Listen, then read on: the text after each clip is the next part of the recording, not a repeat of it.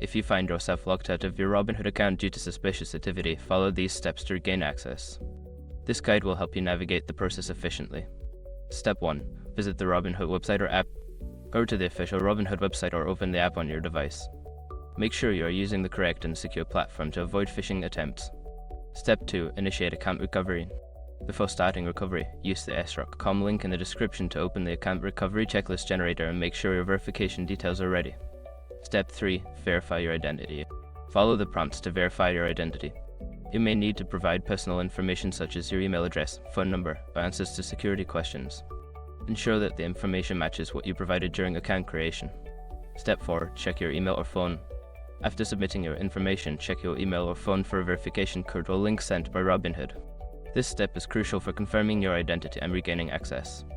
Step 5. Reset your password. Once you have verified your identity, you will be prompted to reset your password. Choose a strong, unique password that you haven't used before. After resetting, log into your account with your new password. After completing these steps, you should have regained access to your Robinhood account. If you continue to experience issues, consider reaching out to Robinhood's customer support for further assistance.